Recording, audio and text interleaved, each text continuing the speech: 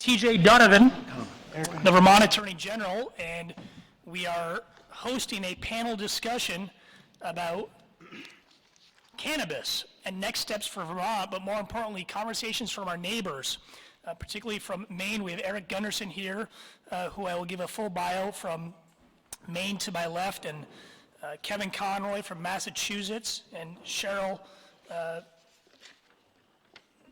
Hanna from Massachusetts as well as some notable Vermonters. Joe Bergeron is here, as well as David Mickenberg and Laura Subin. I just want to say a few words about why we're having this conversation. I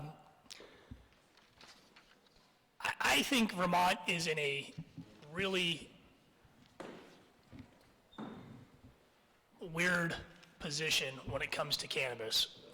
In fact, I think we're probably in the worst position we can possibly be in, where we've legalized possession of cannabis, but we've remained absolutely silent on how Vermonters obtain it. That's not good for consumer protection. It's not good for public health. It's not good from law enforcement. We dealt with this issue of gifting about a year ago, where people were saying, hey, buy a t-shirt and we'll give you a gift of cannabis. That doesn't work for anybody. So we need transparency, we need legitimacy, and we need a regulated marketplace in this area, in this state now. Our neighbors have done it in Massachusetts, our neighbors have done it in Maine. And we're gonna hear about the challenges from those states, what's worked and what hasn't worked, and some lessons perhaps we can learn as the legislature convenes in January. I'm sure that this issue will come up. I know that Representative Maida Townsend is here from South Burlington. Representative Joey Donovan from Burlington is here, and I think others would come. I know that former representative and Judge Ben Joseph is here. Judge Joseph and I are good friends. We happen to disagree on this issue. And I want to note that there are strong opinions about legalization, and there are many people like Judge Joseph, who I have enormous respect for, who opposes legalization. I think we have a debate and a disagreement about whether or not you can put the genie back in the bottle when we've already legalized possession. But I'm sure that Judge Joseph will say a few words later. So this is what the night's going to look like. We'll have a conversation that I will moderate. At some point in time, I will invite questions from the audience, and hopefully we can just have a conversation. So with that, let me give a brief introduction of our panelists. To my left is Eric Gunderson. He is the director of the Maine Office of Marijuana Policy within the Department of Administrative and Financial Services. At the Office of Marijuana Policy, Eric oversees a newly created agency of state government that is responsible for all aspects of licensing, regulation, and oversight of Maine's medical use of marijuana and adult use marijuana programs. In his role as director, Eric is responsible for the rollout and establishment of Maine's adult use program. Since February of 2019, he and his staff have been working to develop the administrative rules required by the Marijuana Legalization Act, hire a vendor responsible for the tracking and tracing of marijuana plants and products in Maine, and deploy a licensing system. Eric, thanks for being here tonight. We appreciate it. Next, Eric, is Kevin Conroy, who is a partner in the law firm of Foley Hoag in Boston, Massachusetts, with a primary focus on government investigations and regulatory matters. He co-chairs the firm's Cannabis and Energy and Clean Tech and the State Attorney General Group. Kevin advises a variety of cannabis investors and operators across the United States regarding compliance with state and local cannabis laws and regulations. He has helped clients secure cannabis license in multiple states and has worked with clients to obtain state approval for changes of ownership as part of multi-state and international transaction. He previously served as a Massachusetts Deputy Attorney General. Kevin, thanks for being here. Charlotte Hanna is an entrepreneur and founder of the Massachusetts-based Community Growth Partners, which is launching Rebel, a new cannabis social impact brand. Charlotte just successfully licensed 3 new cannabis operations in Massachusetts and closed her first round of debt financing. Her first store will open in the Berkshires in early 2020, and her team will begin cultivating and manufacturing products later in Northampton, Massachusetts. Charlotte has nearly 30 years of experience in multinational corporations, real estate, and other ventures.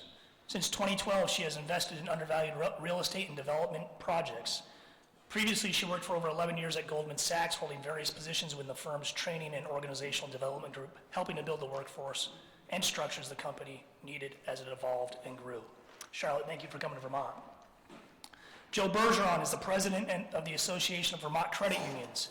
He has led that organization since 1979 as the primary point of contact in the areas of legislative advocacy, regulatory compliance, legal human services, IT, and management. Joe is a member of the board of directors of the Credit Union National Association and currently serves on the board of Tri-Corp Federal Corp Unions. He also currently serves on the board of the National Cooperative Business Association, along with numerous committees for credit unions and cooperative interests at both the state and national level. Joe, thanks for coming out tonight. Thank you. Laura Subin is the director of the Vermont Coalition to Regulate Marijuana and has led the organization since it was founded in 2014. Laura has engaged extensively with a wide variety of stakeholders regarding Vermont's cannabis policy. She regularly speaks publicly on cannabis policy issues and has been invited to testify on the subject before the Vermont legislature on a number of occasions. She was appointed a member on the Tax and Regulate Subcommittee of the Vermont Governor's Marijuana Advisory Commission. As an attorney, she also directs the Pennywise Foundation. In that capacity and others, she has been active in the criminal legal system reform advocacy for many years and has been recognized as an expert in domestic violence by courts in Vermont and New York. Laura, thanks for being here. Finally, David Mickenberg is a partner at the Burlington law firm Mickenberg, Dung & Smith. At the firm, David focuses on civil litigation, workers' compensation, and public affairs. Prior to joining the firm, David served as a Dorat Fellow at Washington, D.C. at the Alliance for Justice, working on research and advocacy related to presidential appointees to the federal judiciary, including 3 Supreme Court nominations. Prior to law school, David spent 6 years at 2 programs started by George Soros' Open Society Institute, the Drug Policy Alliance, and the After School Corporation, working on policy, communications, and government relations. Dave, thanks for being here. So I want to start the conversation with Charlotte. We spoke the other day, Charlotte. You have an incredible background in business. You've worked in real estate in arguably the most difficult real estate market in the world, New York City. You've worked in the financial industry at Goldman Sachs. You worked and developed sustainable agriculture products while in San Francisco. But when we were talking on the phone the other day, you said to me, entering this market, the cannabis market in Massachusetts, quote, has been the most difficult thing you've ever done. I want to know why. Why has this been so difficult with somebody with your business experience, somebody who has engaged in difficult marketplaces in the past? What is different about this market? I think that, if I could just sum it up in a couple of points, I think the way the regulations were designed in Massachusetts were very well-intentioned, sort of trying to push the responsibility down to the municipalities out of respect for the change that was afoot in these communities that were going to be welcoming cannabis. But what happened as a result of that was that it became very difficult to figure out where to go. A lot of municipalities banned it. And so I had to sort of, as someone not from the state actually, first decide, well, which town am I going to go to? What has the friendliest government that is, the most pro-business, pro-cannabis? And then I fast realized that real estate, the way that they had regulated out of respect to the municipalities, the first step that you had to take in Massachusetts was to identify and secure real estate and prove it to the state that you had some real estate under control and that the community, within a half a mile or whatever the buffer zone was around that real estate, came to a public meeting and voiced their concerns. And so it was a very decentralized sort of grassroots sort of mobilizing that you had to do of people around your real estate. But what happened as a result of that was that you had to then I had to start going through the regulatory process with the state, with the Cannabis Commission, which took a very long time. And through that process, you're carrying, very expensive real estate for a long time.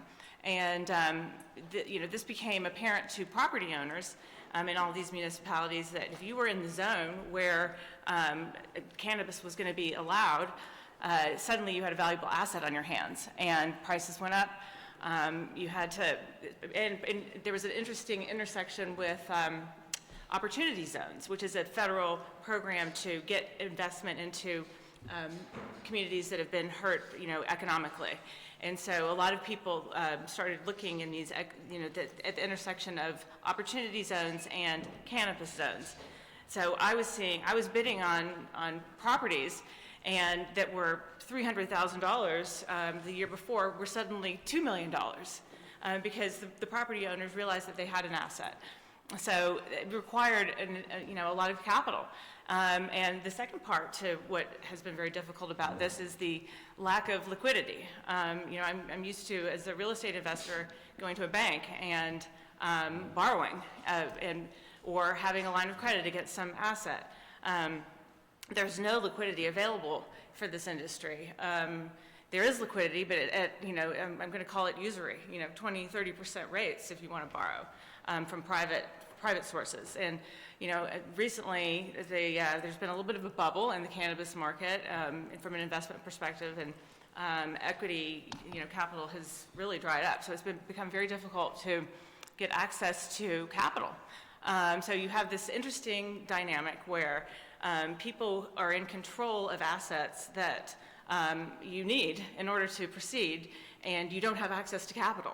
It's very difficult to get capital. So it required me to be incredibly creative and I'm used to taking risk. I take risk for a living, but to take a lot more personal risk than I had ever taken before.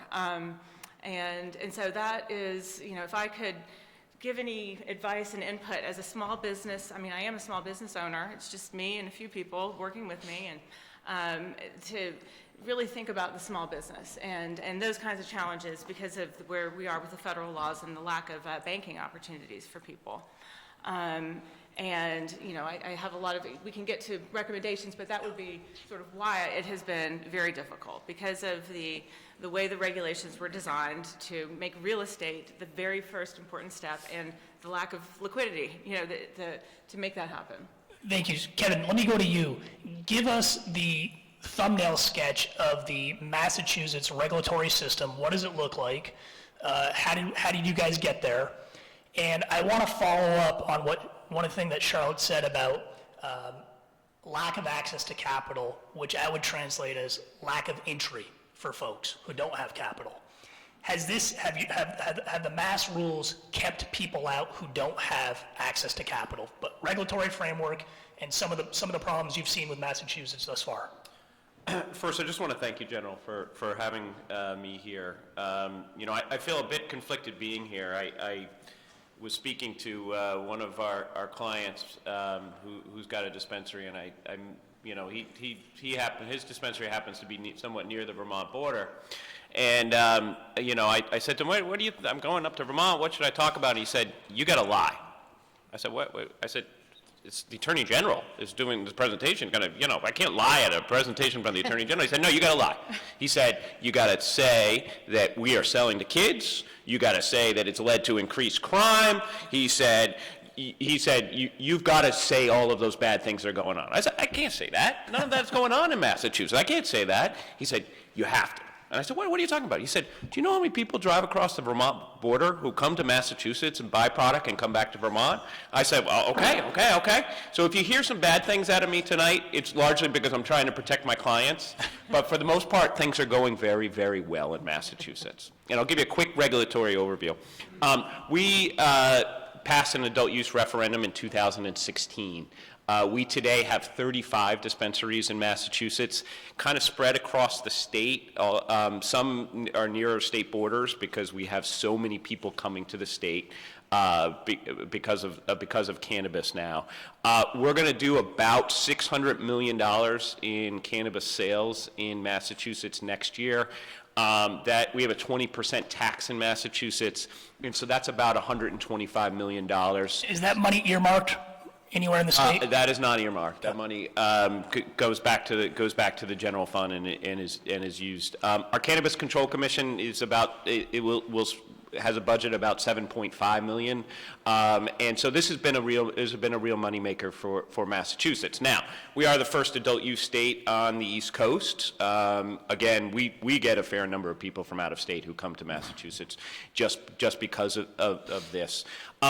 Just a couple of lessons that we have learned in Massachusetts, and we'll talk a lot more about this. One is we have this very strong local control in Massachusetts for our cannabis businesses. Charlotte and all of our cannabis businesses, to get up and running, have to go to their municipality and have to get an agreement from that municipality in order to even go through the licensing process. Part of that process of giving that agreement is that Charlotte is going to have to pay 3% of her revenues to the local town. That's too much local. We gave too much control to our municipalities. And if I had some advice for Vermont, it would be you need to have some local control, but we've got too much local control in Massachusetts. The second thing I would say is we have struggled some with diversity in our ownership. And Charlotte talked about this. This is a very expensive business to open. We are making efforts at diversity. There are some well-intentioned, our regulators are very well-intentioned on this issue. But one of the things we found is that we need better state loans. We need better state funding going to help small business owners open these businesses. And we're getting better at that. You're going to see a better system soon in Massachusetts. But I think a lot about how we can ensure that you have larger businesses and smaller businesses get into your operation in Vermont. Let me talk about capital. Yep. So capital is a big problem. We do have 5 banks, and we'll talk more about banking, who serve this industry, but they do not provide loans to this industry. And so you are, obviously the United States stock market, these companies are not traded on.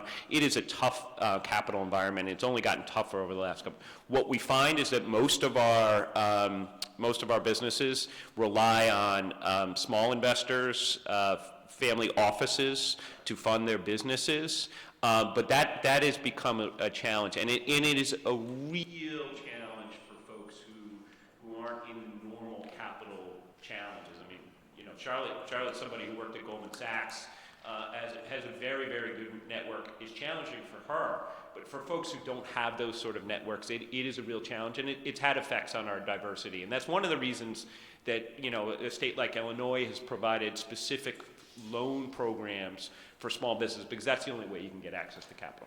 Thank you. And I want to come back, Kevin, but I want to put a pin in the regulatory framework of the state, which is the Cannabis Commission, I think a 5-member panel in Massachusetts. I think that's on the table in Vermont, but we'll hear from Dave Mickenberg on that. But the local control infrastructure, so I want to come back to that. Eric, tell us Maine's experience. Where are you today, and what's coming next?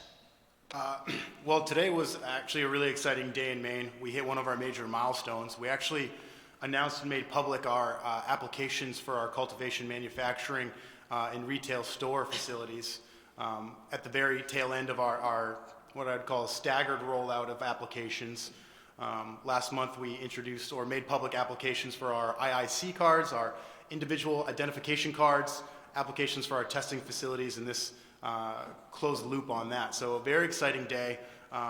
we made that commitment to make these applications public when we were established in February of this year. So I'm very proud of the work that our office has done, but that's essentially where we're at right now, and it took quite a bit of work to get here. How long? So- when did Maine legalize recreational adult use? People in Maine like talking about this story because we legalized the same time Massachusetts did in 2016, yet we're a little bit behind. I don't want to talk too much about the history, but after we passed in 2016, the administration was hesitant to kind of work with what they were given. The I legislature, want to ask this question. Public referendum vote or legislative vote? sorry, public referendum. Okay. vote, Yep. And the legislature took over essentially the bill that was passed at the polls and spent nearly a year and a half rewriting it to make sure that they got it to the way they wanted it. A couple governors' vetoes. So people in Maine have been waiting a really long time for this. But I like to start our timeline from February of this year when the new Mills administration established my office in February. And since then, we have been working what I would consider to be at breakneck speed to get this up and running, understanding that people have been waiting a long time. A lot of that money has been sitting out there. People have made investments in real estate. So we've been working quickly, but it's also... Does Maine require the real estate as Massachusetts does? It doesn't. No, Okay. We're set up a little bit different. If we want to start talking about the local control piece, we do have that in Maine.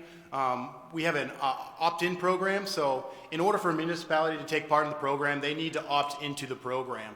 And as of right now, I think it's only 25 or 26 towns out of the 450 some odd towns in Maine have actually taken that step. I understand the policy concerns. In my past life as a policy advisor, I would have more stronger thoughts on that, but as a regulator, I'm here to do what I have been given. But I lost track. What was I talking about? Where was I? 26 towns have opted in. But to go back, when we were established, it's, again, working at breakneck speed. So we had a lot of work to do in a short amount of time. We had to put together our rules and regulations that were really set up the framework of what the program was going to look like. In Maine, those regs are what we call major substantive, meaning that the legislature has to actually sign off on them, give them their blessing before they can be implemented. In Maine, we have a part-time legislature. So we were established in February. We had our first draft of about 80 pages of regulations to set up the infrastructure, the bare bones regulatory structure in about 6 weeks. We went through intense internal and external stakeholder engagement. And then in June, luckily enough, we got it in front of the legislature and it was passed. And since then, my office has been working to essentially operationalize all those regulations. Have you guys set a tax? Massachusetts, you heard 20%. Where's Maine? Yep, Maine, the effective rate is 20% as well. We have a 10% excise tax at the point of cultivation and then a 10% sales tax. Okay, and is that money going to be earmarked to prevention, to education, or not? So 12% comes off the top of the excise tax and goes into what we call our public health and safety fund, which is a 50-50 divide between like public education and public awareness, and then law enforcement training. So those are two programs that we're currently developing. Thank you. Yep. Joe Bergeron, you just heard three folks talk about emerging markets in Massachusetts and Maine. As the banker on the panel, and given the uncertainty and the lack of clarity at the federal level, how would you advise somebody? You heard about the need for capital and the lack of access to capital. Do you see clarity coming on this banking issue anytime soon? What is the current status? It's a real challenge for financial institutions, be it a cooperatively owned credit union or a bank of any sort, to make the decision to provide financial services to cannabis-related businesses like Charlotte's or anybody else, others. And it's because of the inherent risk involved, and that's not to infer that the kind of business that Charlotte is starting up is risky. It's the risk of, as you referenced, TJ, the conflict between the current federal law and state law, where it's been legalized to some degree. So there are credit unions in states where it's been legalized that have done their research, and some of them chosen to provide services to cannabis-related businesses, but usually it's pretty limited. And the reason for that is this. I need to give you a little bit of a background to help everyone understand why it's a problem for financial service providers. And that's that in Vermont, for example, let's limit our scope to there. All credit unions in Vermont are either are chartered either under federal law or under state law. But either way, they are federally insured. And that federal insurance is what insures all the deposits that all of us have as consumers in those financial institutions, be it a bank in Vermont or a cooperatively owned credit union.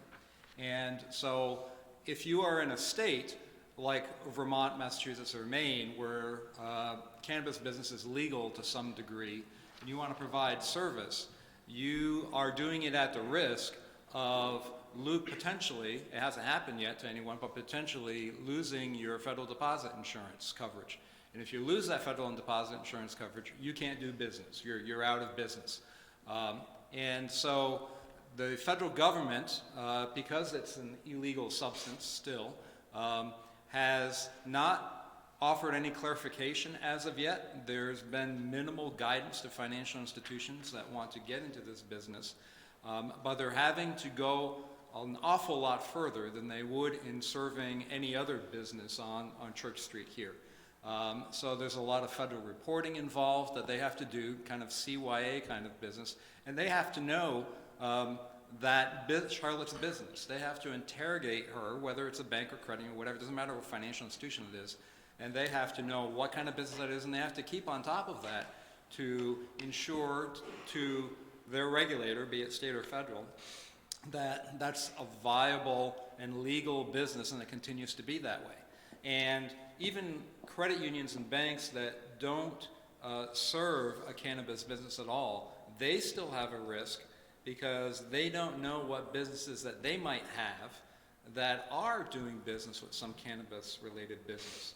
So, think somebody that provides, services to a cannabis-related business, technically under federal law, that's a financial institution technically that is aiding an illegal business under federal law. So even though no federal agency has taken away the deposit insurance of a financial institution that I'm aware of for serving cannabis-related business, I kind of liken it to getting a parking ticket. Just because you didn't get a parking ticket for illegal parking yesterday doesn't mean if you do the same thing tomorrow, you're not going to get that ticket. And so that's where we're at. So right now, in response to your question, TJ, there's legislation that passed the House in Washington and is sitting in the Senate waiting for action that provides a safe harbor for financial institutions. But it's not going anywhere currently. You did, along with 33, I think it was, other attorney generals from around the country, sign a letter in support of that to the Vermont delegation and delegations from all of those states, and we very much appreciate that. Credit unions, and I believe banks too, aren't taking a position on legalization one way or another, but they do want to serve these businesses, but in order to do so, need some clarity and some safe harbor so that they know they can do so, rightfully and without risk of losing their deposit insurance. Thank you, Joe. I want to come back to the federal level in a second.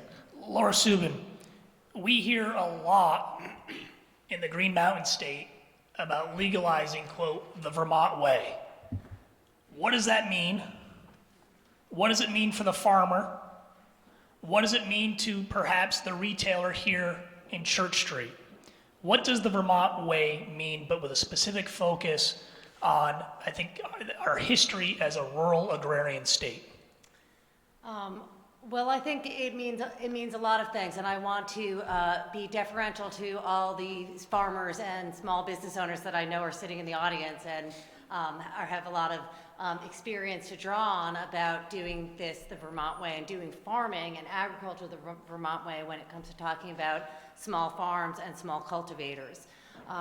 One of the things that we know and we have listened and that we have been in a long process of listening and learning from other states that have gone before us is that we have to be protective small farms. Their ability to raise capital and start businesses and move from the illicit market into a regulated market is going to depend on the costs. And if it can't be economically viable for them to make those transitions, then it's not going to happen. Some of the ways that we know that we do this is to issue small tiered licenses that are different for smaller farms than for larger farms, and that an unlimited number of small licenses is going to be essential to bring people to move from the illicit market to a regulated market. In Vermont, the Vermont way, we care about, in Vermont, when we talk about that, we care about protecting the small farms, and we care about understanding the needs of the Vermont farms. The legislative proposal that S54, that is now sitting in the House Ways and Means Committee, that passed the Senate and is sitting in the House Ways and Means Committee, does have a number of substantial protections for small farms, which I think are really important. That legislation would create a cannabis control board and would require that cannabis control board take into consideration the needs of small farmers and make accommodations for those small farmers, and create this tiered system. Similarly, it would create a tiered system. It would require that the Cannabis Control Board create a tiered system for retailers, which I think is important also for small businesses. So that's part of looking at So tell me a little bit more, when you say a tiered system, what does that mean? Who gets in first, who gets in second? Am I interpreting that tiered system correctly? Yes and no. So it's tiered in terms of size. So as far as cultivators go, depending on the size of your grow operation, you would have a different type of license. So right now, the current proposal contemplates a different category for 500 square feet, and then the Cannabis Control Board may decide to make tiers of any different kinds. A lot of the other states that have gone before us have tiered systems, so that you're not making the same requirements as far as security or whatever on a tiny little farm that you would make on a great big farm. The other important piece of the current legislative proposal is that it would give priority access to small cultivators, and I think that's a really good thing.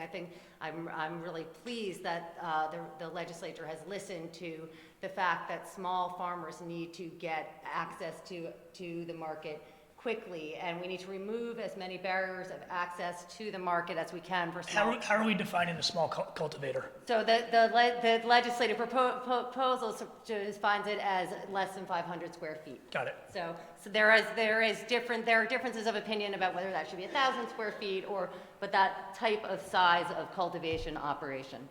I also think that there are other key components of the Vermont way, which was the initial question, which is about the product itself and having high quality cannabis that's tested for purity, for potency, for contaminants, for saying this is a Vermont product, we can stand up, we can be proud of it, much as has happened in Vermont with the craft beer industry. And I think people are really eager to have that happen, to have third-party testing happen, to be able to say this is a Vermont product and we stand behind our product and it's a really quality product.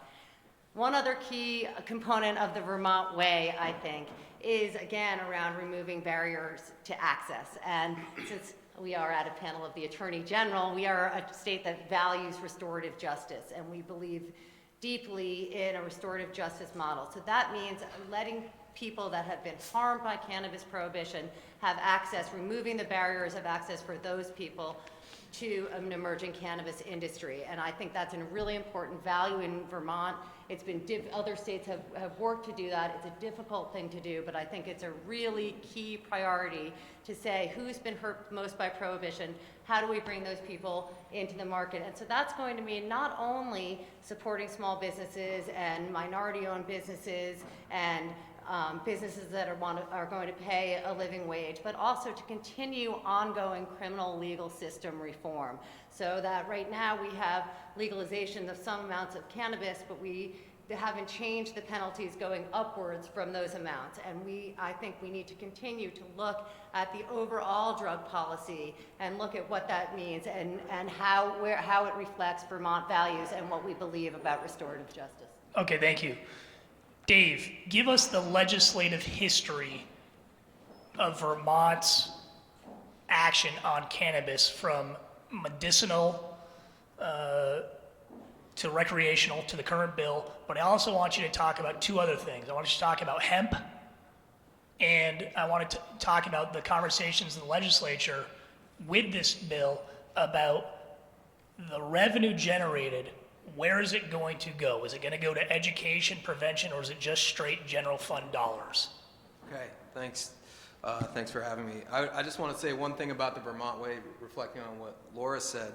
I believe, and the folks from Massachusetts can correct me, that in Massachusetts, a micro license is something like 10,000 square feet or something like that, or maybe Even smaller. So, Or smaller. 500 square feet is going to be hard to survive in the right. market So, at that so, small. so a lot of folks. So the 500 square feet limit, which has been really prioritized in this bill, is the idea is that existing farmers perhaps can take advantage of that, have it value added for their farms, and continue the traditions they've had as farming in Vermont. But Vermont has sort of led the way on cannabis reform for many years. Was one of the first states, if not the first state, to pass medical cannabis through our legislature. That was maybe 10 years ago, 10, 15 years ago, something like that. We then went on to decriminalize low-level possession of cannabis, so it would be a civil penalty instead of a criminal penalty. And then a few years ago, we're the first state in the country through its legislature to legalize the possession and the growing of cannabis for personal use. And that's where we are right now. People are allowed to, folks in Vermont over the age of 21 are allowed to grow 2 mature plants and 4 immature plants and possess up to 1 ounce of cannabis. And it's created an interesting system. The New Yorker recently did an article about Vermont and the state of cannabis, and said in Vermont, marijuana is the new zucchini, because people grow it at home, they have a lot of it, and they're sharing it with their neighbors in a variety of different forms. So you kind of alluded to that, and whether or not that system is the best system moving forward. I think in many ways, from a criminal justice perspective, not getting people involved in the criminal justice system for possession makes a lot of sense, so that was a great first step. But I think at this point, the legislature is really seriously considering whether a regulated model, one that provides consumer protections, one that provides for testing, one that provides for robust oversight, is the step that we need to go as a state. So right now, I don't know how much you want to get into the Give me bill. give me the highlights of what you expect to be introduced or is a bill in a committee coming in January. Yeah, so last year the Senate, S54 is the bill that's up for current consideration. The Senate passed it overwhelmingly. It has made its way through the initial committee, and it has touched many committees. I think at this point 7 or 8 different committees in the House, but the House Gov Ops Committee has done extensive work and passed out a substantive bill. It's 97 pages long, with many of the issues that we've touched on today are addressed, and we're happy to talk about what's in that bill vis-a-vis local control and things like that. The bill is currently in the House Ways and Means Committee, where they'll be looking at the tax rate, the fees. And just to be clear, this bill, while it's lengthy and very detailed, also is in some ways broad.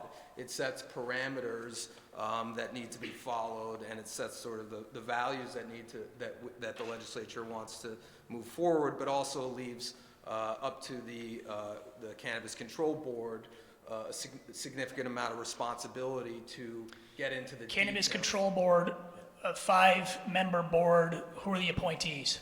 Well, the Senate version of the bill has a 3-member. It's the governor, the House, and the Senate appoint the 3. In the House version of S54, it's it's a 5-member board: the governor, the Senate, the House, the treasurer, and the attorney general. I like the House version. So that's an issue that needs to be reconciled between the bodies, assuming the bill passes the House. But that board will then go through a lengthy and elaborate process of rulemaking, in which a lot of the details of the bill will be fleshed out. What are we talking about for the revenue? You heard Kevin talk about the revenue in Massachusetts. Are there any expectations, number one? Number two, is there any discussion about where that revenue would be directed? Would it go to education, prevention, schools? So the only, the Senate version did not, all the money would go to the general fund in the Senate version of S-54, but the House specifically earmarked up to $6 million a year in revenue to prevention programs. As of now, that's the only thing that's been earmarked. There's a 2% local tax that's currently in the bill. Whether that remains or not, we'll see. And that money will go to localities that host cannabis businesses. So right now, there's a 16% general excise tax at the point of purchase, and then a 2% local option tax. We would say to your clients in Massachusetts, we have an 18% tax rate. One of the first times that Vermont has a lower tax rate than That's why I'm our conflicted. surrounding states. So I want to talk to you about the economics for a second, and I guess I'd open this up to anybody. How do you, part of, and I've evolved on this issue. I didn't support legalization. I certainly support medicinal and decriminalization. But I think like a lot of Vermonters, I had a very libertarian view about cannabis. It's not my business. It's up to what people are doing in the privacy of their home. But this is a business, and it needs transparency. It needs legitimacy. It needs regulations like any business. But part of the goal from a law enforcement perspective is to eradicate the black market, the illicit market. Is 20% or 18% the right tax to do that? Or do you get to a price point that it just grows the illicit market? What are the conversations? What's the analysis? And I guess I'd go, so we go to Dave and then Kevin and Eric. Well, the legislature spent a lot of time. They'll continue to spend more time on this. I mean, we've looked at other states, California, Oregon, Washington, Colorado, where the tax rates are significantly higher, and there's still significant sales. But as we've seen in California, it's not just the tax rate. In California, they allowed localities to implement their own taxes. It's really the complexity of the taxation systems in all the states. But from all that we've heard, the testimony that's been taken, it seems like something around 18 to 20% is, at least from the analysis that the legislature has done so far, sort of the sweet spot. It could be less. The Senate bill started at 10%. Whether it could be more, who knows? But it seems from all the testimony that we've taken from other states that seems around the mark. Kevin, what do you see in Massachusetts in terms of the illicit market based on that price point? Yeah, I don't think it really matters if it's 18 or 20 for the illicit market. I think the things that are going to, right, I mean, let's be frank. I think most people want to buy product in a regulated environment where their product has been tested, and they do that in a legal way. And so I think there are a lot of drivers that people want to come to this regulated market, right? Pretty easy to purchase. You can use cash, you can use debit cards. It's an anonymous process, and so you're not registering. And so there are a number of ways that people can buy this product, and it is easy. I think the issue is, for what is often driving the illicit market now, is whether you can get enough regulated product up and running quickly enough. And one of the challenges we have in Massachusetts is that our dispensaries have been a bit ahead of our cultivation that has come online. And so the product is rather expensive in Massachusetts, not because of the tax rate, although 2018 it is because we don't have enough regulated product that is getting produced by our cultivation site. So one of the things I would urge you to do in Vermont is sort of think about making sure that those cultivation sites, including some of the larger ones, come on at the same time that before those dispensaries come on, so you have enough regulated product. I think that's really one of the drivers that is the issue about illicit drugs. Laura, let me go to you on that point. I mean, where is Vermont and I guess I want to go to Laura and Charlotte on this in terms of that 500 square foot small cultivator to Massachusetts 10,000 square foot micro. What are the economics on this? How does it work? How do we get the product to the market? It's interesting because in Massachusetts, a lot of people are reconditioning old mill buildings. That's the economic development opportunity, and they're looking for, and this is sort of what's happening in the... Is that the federal opportunity zone on the mill buildings? Yeah. Okay. Holyoke, Yep. Springfield, a lot of these towns have these abandoned mill buildings, so it's an opportunity to revitalize communities, really. I say we're bringing jobs to towns that have depressed economies. So the mill buildings have been an opportunity. People like them because you can harvest. I've really dug into the economics of this outdoor versus indoor grow and how much production that you can actually... Does the climate support outdoor grow in the Northeast? It's new. The first outdoor grows, legal outdoor grows in Massachusetts were in the Berkshires, and they didn't get started until late. They didn't get in the ground until July, and they were small plants. They yielded, we can yield. We're trying, you talk about the per light yield and how many harvests you can get inside an indoor facility in a mill. You try to get 5 harvests a year, by fixing, adapting your lights, and so you have a high production indoor, but the outdoor plant isn't just going to grow the same way because you have to deal with, Mother Nature, and in California, it's a lot easier to grow these massive plants, and this is what's been happening in the market there. Suddenly prices went down recently when they harvested. Their price per pound was great when the market opened, and now it's pretty low because all these outdoor farmers have come online. We don't have that in Massachusetts. It's an indoor growing environment to some extent, greenhouses too, but the greenhouses, because of the climate, become almost as expensive as indoor. So it's, my facility is going to be, it's 28,000 square feet, and so, we just have to, we're going to produce, hopefully, several thousand pounds a year with eventually getting to 5 harvests. But it's expensive to fit out these indoor facilities. What's the biggest cost? HVAC, climate control, Yep. power. I'm trying to do, I'm very interested in, no outputs, just minimizing the outputs of our facility. So we're looking at things like we can generate power off of our heat. Solar doesn't really help much when you think about the amount of power that you need to run these things. But there's something called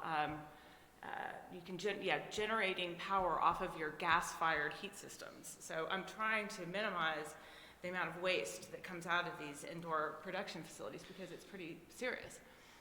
Laura, let me ask you and I know you can't speak for them, but you're on the panel, but again, that perspective from the Vermont farmer, do we have capital costs to build, whether it's a greenhouse? Does that infrastructure exist? Back to Joe's point about perhaps some reluctance from banks to lend. Tell me what the view is. Yeah, And can I just say, I didn't even really answer. It's about $200 a square foot to build indoor in Massachusetts right now. That's sort of the cost of the build and on using these old mill buildings. Yeah. Well, and I'm not a Vermont farmer, but I have spoken to hundreds of them about this issue over the past several years. And I think that we need to be careful to recognize that we each of the aspects of cannabis policy might not achieve all of the goals that we're trying to achieve at once. So we can protect our small farmers and create access and remove barriers of access to our small farmers, and at the same time recognize, well, that might not be all we need to get the supply to where we really need it to be if we really want to eradicate larger percentages of the illicit market. And so I think those two things can happen at the same time, and that they're not at odds with each other. They can happen in ways that are compatible, so that we can, but I think that barriers to entries are enormous for small farmers, especially without lending, and there's no question about that. Well, I want to ask Joe this question, and I think I understood it, but I want to be very clear that farmer comes to you to get a loan to build a greenhouse. It's going to be associated with are going to cultivate cannabis there, every banker is going to say no, correct? There's a pretty good chance, yes, so that's what's going to happen. Okay. Well, these are the challenges here. I want to go to license. And I want to start with you, Eric. What's it cost to get a license? And what is that? And give us, I guess, the different types of license that you have. Sure, the different types of licenses in Maine. We do our cultivation license, much like what it sounds like what's being proposed in Vermont in a tier system. We actually have 5 different tiers. There's a 500, 2,000, 7,000, and 20,000 square foot. And then we also have what I think is unique to Maine, a nursery license where you can buy and sell immature plants. What's the cost? How much does a license cost? Very, very small. I mean, it obviously goes up with the tiers. It starts somewhere from like $500 for the 5,000 square foot. Again, I think the intention there from the legislature was to set a priority on the small farmers and also participants that are currently in our medical program, all the way up to like, God, off the top of my head, I think it was like $30,000 for the 20,000 square foot cultivation facility. We also have manufacturing facility licenses, and then we also have our retail store licenses that carry what I would consider a significant cost, but when you look across at other states that have legalized markets, Maine's licensing fees are pretty low. And again, I think that was with the intention to help the early movers, Maine residents and participants in the medical program, to lower the barrier of entry there so they can get into the programs. Kevin, give us the license cost structure in Massachusetts. I honestly, I don't know, and I'll tell you why I don't know. It costs $1 million to open up a dispensary in Massachusetts. Break that cost down for us. It's depending on how much construction you're going to do, it's going to be $300,000, $400,000 to do construction. It's going to be, getting your security system up and running is another $100,000, and Charlotte's got reasonably priced, really smart lawyers, but they cost a little bit of money too, and so this just adds up. And so, but let me just talk about the licensing fee for a second. It's great. One of the things that my clients have always asked for is they would rather pay more money in licensing fees in order to ensure that the regulators have the tools that they need to do to regulate their business. And they are very happy to pay licensing fees.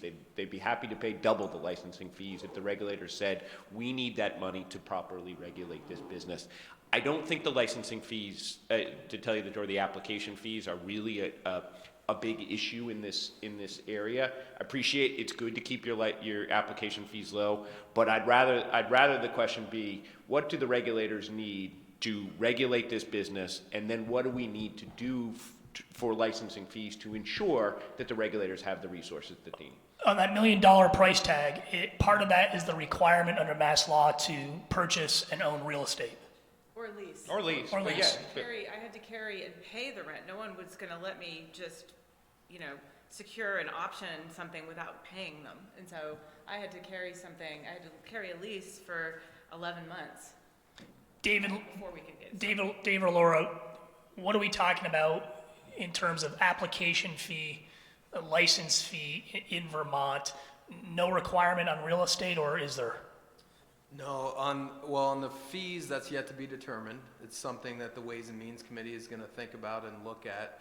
But it very well, as the bill currently stands, I think the determinations on the fees are being left to the board to come up with a scheme for that. I mean, remember, if Vermont were to pass this bill this year, it would still be 18 months to 2 years before there's sales likely, just because it could be quicker, but because of the rulemaking process. But Eric, does that sound right to you?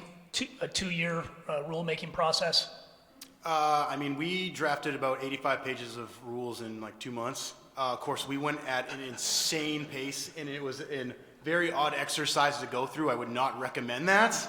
I would recommend taking your time and doing a very robust internal and external stakeholder engagement in that process.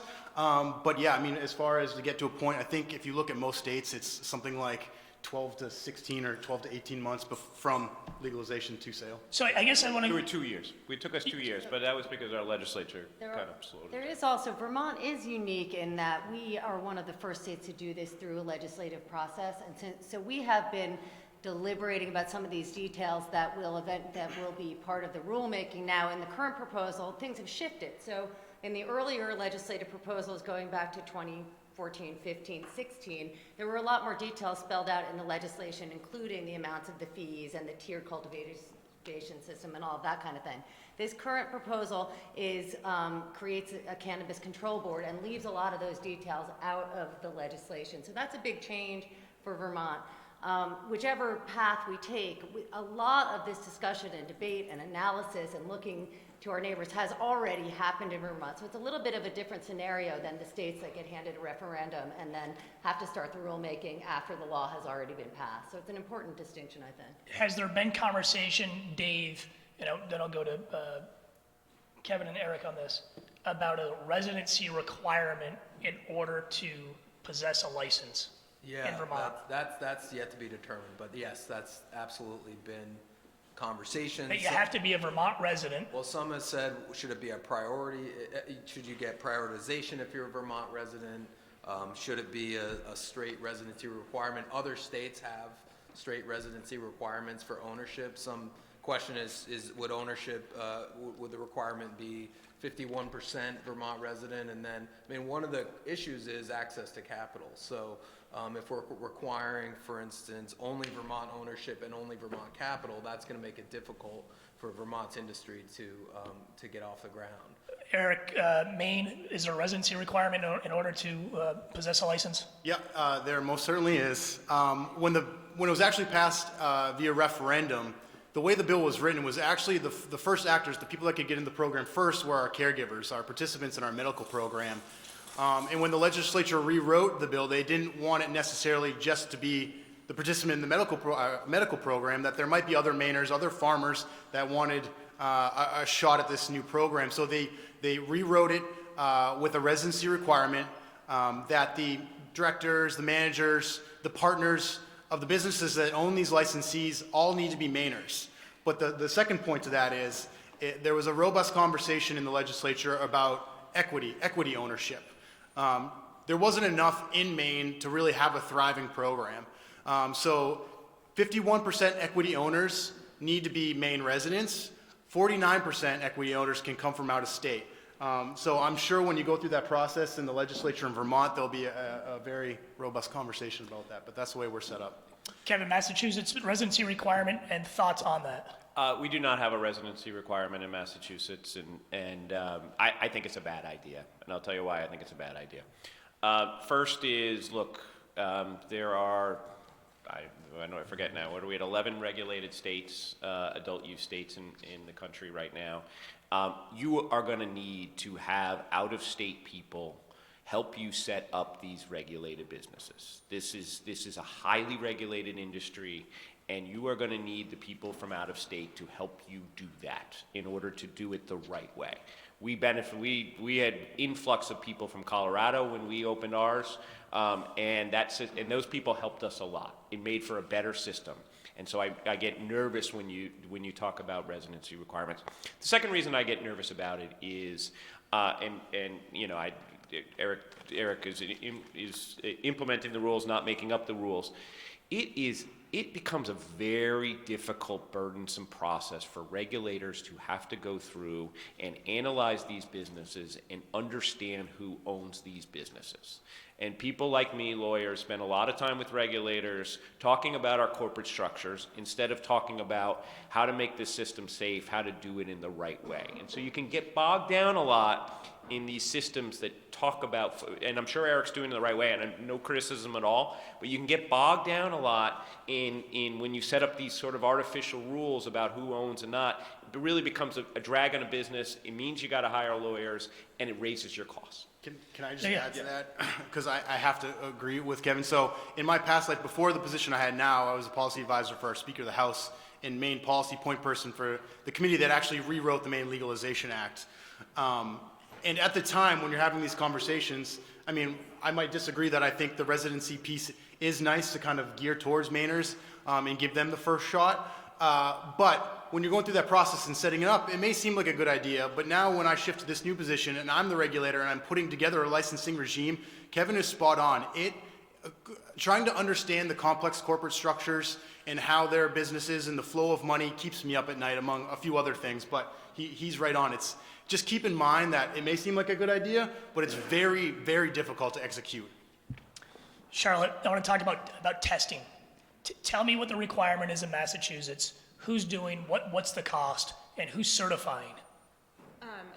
Well, I have to admit that we're not doing any testing yet. Is there a requirement? There is a requirement and there's a specific license for testing companies, that third parties test your product.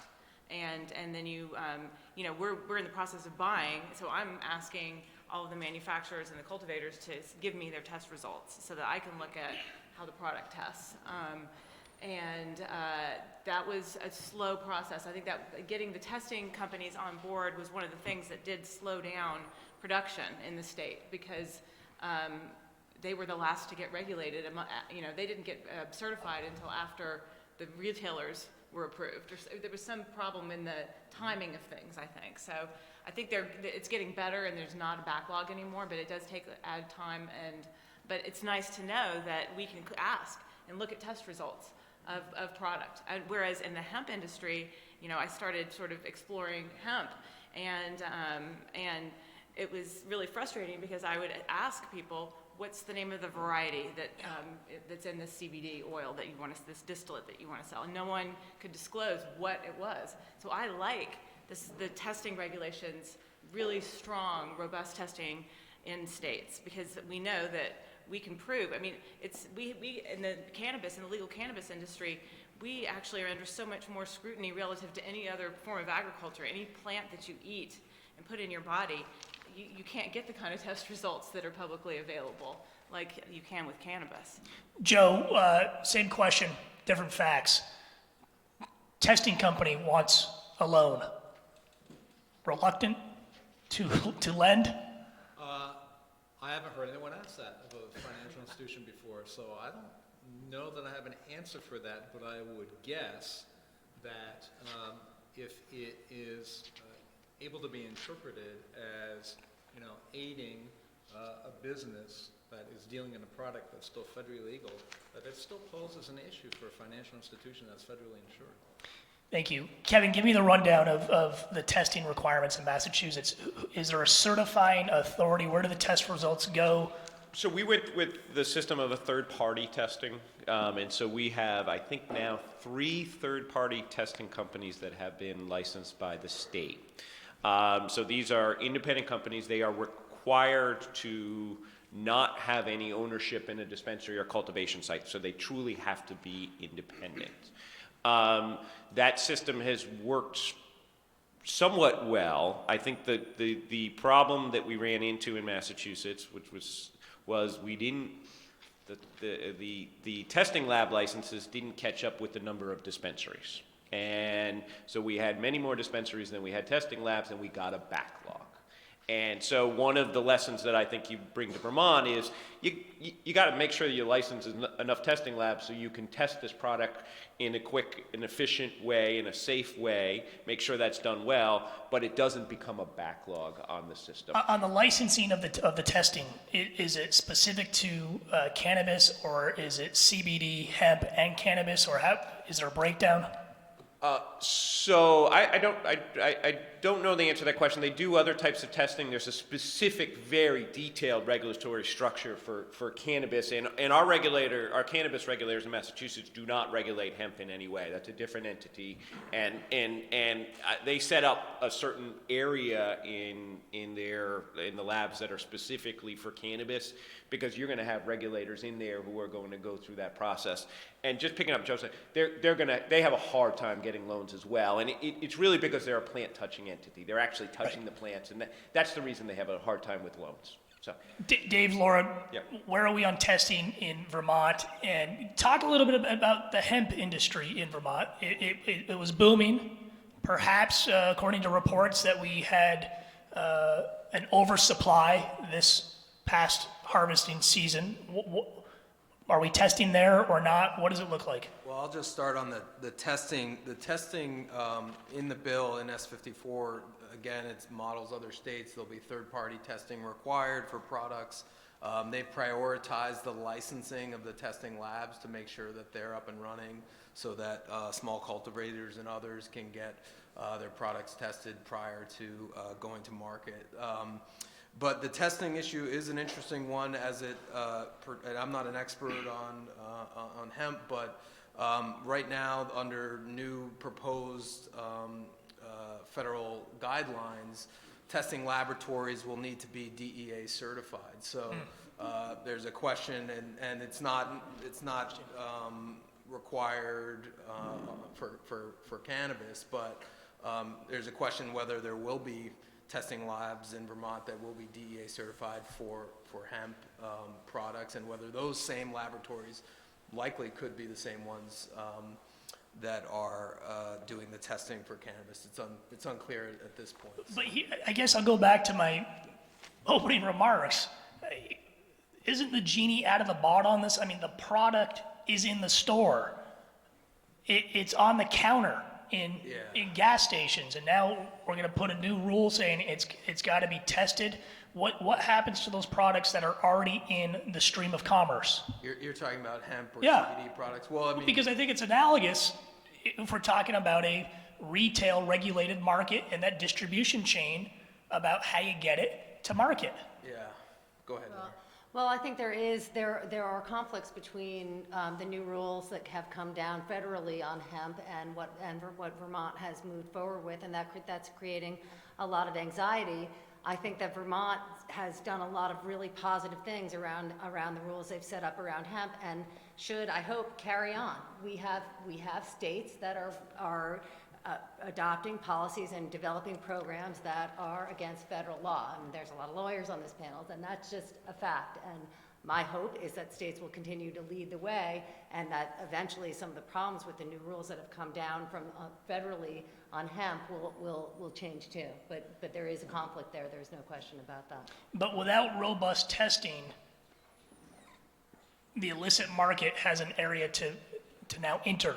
Well, there will be robust testing in Vermont. It just won't be in line with the testing as it relates to hemp. So there's no doubt that that regulators in Vermont have the legislature and others have prioritized that third-party testing. I mean, the entire sort of import of the bill in many ways is a consumer protection bill, and testing is a key part of that. So interesting, in the Department of Health just put out some information about cannabis in Vermont, the Vermont Department of Health. Yeah. And one of the things they said, interestingly, was that you should check the THC content on cannabis in Vermont. Well, we can't do that because we don't have a regulated market at this point. But that's the type of thing, I think, the testing is a key part of knowing whether there's pesticides, knowing whether there's what THC content, and there's a limit on THC content. And that's a consumer protection issue. Charlotte, to your point, or perhaps Kevin, about the consumer walking in saying, I want to know what I'm buying, and I want to know what I'm going to put into my body. Can I make a comment on that as well? Because my cultivator's from California, and we've been really following what they've been doing on testing. And it's been interesting to see they've rolled out the testing protocols over time, over a year, and people started failing as they became more and more rigorous. And one of the things that came up last year that was really interesting to me, or earlier this year, was that they started in this past summer testing hardware. And I think that that's really important. What does that mean? The vaping hardware. There's so much stuff that is made in China that has lead in it, and I'm actually personally very concerned about that. Okay.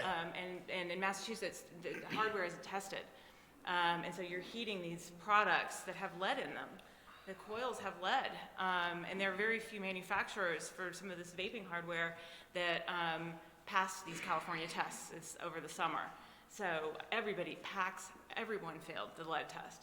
So I think if I could just advocate for one thing, because I am very concerned about, producing a safe product, is to look to what California implemented in their taste. On the Massachusetts vaping ban, did it include hardware? It did, but Charlotte hit on the point, which is all vaping was banned in Massachusetts. It's going to be relieved as of December 11th. But Charlotte hit the point right on, right? Which is the reason that you need a regulated cannabis product is because so many people are turning to the illicit market for their vaping products. And the way we're gonna address this vaping issue is through testing of these products. And once we get the right system for testing them in Massachusetts, we will have a testing system that deals with some of these evils in these products, the lead, the vitamin E acetate. And that's why this testing and the regulated product is so important. And we will get there in Massachusetts, but Charlotte hit it right on the head. Let me ask this question. I want to go back to the regulatory framework. And I was watching 60 Minutes. It's after the Patriots won. And I don't know if anybody saw this, but it was on California. And they talked about the oversupply of cannabis in California. And one of the reasons, if I understood the segment correctly, was because of the issue of local control that gave municipalities the ability to veto whether or not a retail shop could open up. Created oversupply. Well, the supply's got to go somewhere. It went into the illicit market. And if I heard correctly, Laura, and I'll go to Kevin and to Eric on this, that we have a statewide regulatory framework, whether it's a 5-person, 3-person, 5-person commission in Massachusetts. But then we got this local structure, and you're allowing towns to opt in and opt out. And is that going to create a system of haves and have-nots, and perhaps problems and not problems, or revenue and not revenue? Let me start with Laura and then go down the line here. I think it's a huge issue and a critically important one. Right now, what we have is a difference between the Senate version and the House version of the proposal in Vermont. So the Senate version did not have an opt-in. The House version had opt-in only for retail, and everything else the businesses could just would be allowed because it would be silent. And I think that's a really important distinction. It's a really important issue.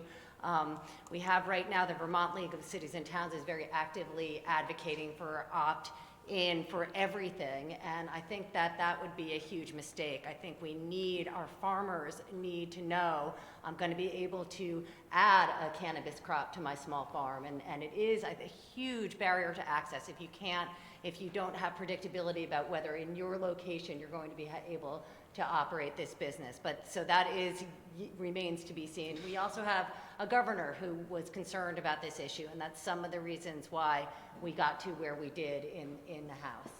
Kevin, framework in Massachusetts at the local level.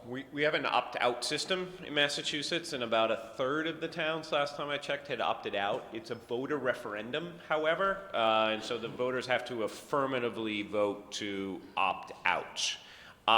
It has initially thought was going to be a big barrier, but to tell you the truth, I think the 2/3 of towns that didn't opt out are the ones that are the winners on this, and I think some of the towns so far who opted out are sort of rethinking that. You are absolutely right. It really harms the cultivators, because the cultivators are just cultivating, right? You can't sell a product at that site, and so you're not having an effect on the town's residents, but necessarily by cultivating. And so that's been a real harm, though, and so I would, at the very least, I would tell you do an opt-out. Don't do an opt-in, because it sometimes can be hard.